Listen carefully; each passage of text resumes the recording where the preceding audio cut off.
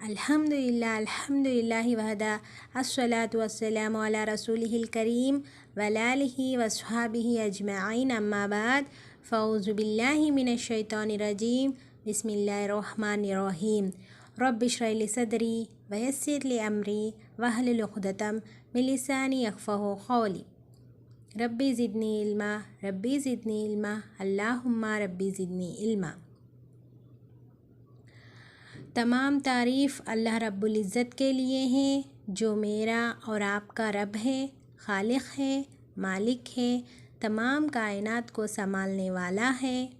اللہ تعالیٰ کا نہ کوئی وجود ہے، وہ سب سے الگ ہے، سب سے بکامل ہے، سب سے عظیم ہے، بہت ہی رحم کرنے والا ہے اور بہت ہی کریم ہے۔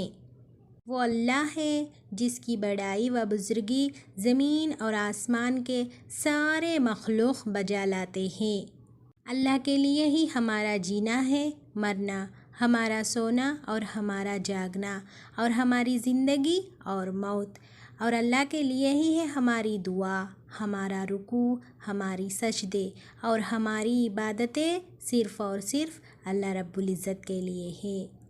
لاکھوں درود و سلام ہوں انبیاء اکرام پر، خصوصاً ہمارے نبی محمد مصطفیٰ صلی اللہ علیہ وسلم پر، جنہیں اللہ تعالیٰ ہمارے لیے رحمت للعالمین بنا کر بھیجا ہے۔ تو آج میری تقریر کا عنوان ہے دعا کی اہمیت۔ اللہ تعالیٰ سے دعا ہے اللہ تعالیٰ ہم تمام کو حق کی بات سننے، سمجھنے اور اس پر عمل کرنے کی توفیق عطا فرمائیں، آمین۔ تو میری ماں اور بہنوں، ہم سب اللہ کے محتاج ہیں، اور وہ یعنی اللہ ہم میں سے کسی کا محتاج نہیں۔ اللہ تعالیٰ قرآن پاک میں ارشاد فرماتے ہیں سورہ فاطر آیت نمبر 15 میں، یا ایھا الناس انتم الفقراء الی اللہ واللہ ھو الغنی الحمید۔ اے لوگ، تم اللہ کے محتاج ہو اور اللہ ہی بے نیاز اور خوبیوں والا ہے۔ اللہ تعالیٰ اس بات کو پسند کرتا ہے کہ اس کے بندے بس اسی سے امیدیں وابستہ کرے اور اس کے سامنے ہاتھ پھیلائے، اپنی تمام ضرورتوں کا سوال اسی سے کرے اور اپنی ہر مشکل، ہر پریشانی میں اسی کو پکارے، یعنی اللہ کو پکارے، اللہ سے مدد طلب کرے اور اللہ کے سامنے عاجزی و انکساری کا اظہار کرے، اپنے گناہوں پر اللہ سے معافی مانگے اور اللہ سے اللہ کی رحمت کا التجا کرے اور اللہ کے عذاب سے پناہ طلب کرے۔ بندے کے اس طرز عمل کو ہی دعا کہتے ہیں۔ دعا سب سے افضل عبادت ہے۔ ہر آدمی کبھی نہ کبھی تکلیفوں میں مبتلا ہوتا ہے یا پریشانیاں اسے گھیر لیتے ہیں۔ جب اسے دنیا کے اندر لوگوں کا سہارا ختم ہو جاتا ہے یا دنیا کے اندر اس کے سارے سہارے ٹوٹ جاتے ہیں، لیکن ایک سہارا ہمیشہ باقی رہے گا۔ اگر وہ انسان اس سہارے کو اپنا لے گا یا پکڑ لے گا تو اسے سکون ملے گا۔ آپ کو معلوم ہے وہ سہارا کیا ہے؟ وہ سہارا دعا ہے، اللہ کو پکارنا ہے، اللہ کو یاد کرنا ہے۔ نبی کریم صلی اللہ علیہ وسلم کا ارشاد ہے، افضل العبادت الدعاء، سب سے افضل عبادت دعا ہے۔ دعا سب سے افضل عبادت کیوں ہے؟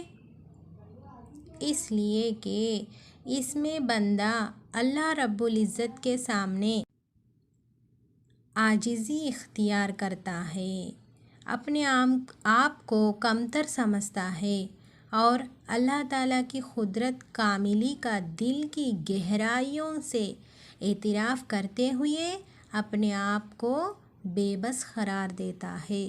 پھر اس کا دل اللہ کی طرف متوجہ ہوتا ہے اور اس کے دل میں صرف اللہ سے امیدیں ہوتے ہیں، اللہ کا خوف ہوتا ہے اور اسی پر بھروسہ ہوتا ہے، یعنی اللہ پر بھروسہ ہوتا ہے، وہ اپنی زبان سے اس کی یعنی اللہ تعالیٰ کی تسبیح حمد و ثنا کرتا ہے، اور وہ اپنے پورے جسم کو اللہ کے سامنے جھکاتا ہے، گویا وہ اس بات کا اقرار کر رہا ہوتا ہے کہ اے اللہ، میں تیری توفیق کے بغیر کچھ بھی کرنے کی طاقت نہیں رکھتا، اور جب تک تیری مدد نہیں ہوگی میں اپنی مشکل سے نجات بھی نہیں پا سکتا۔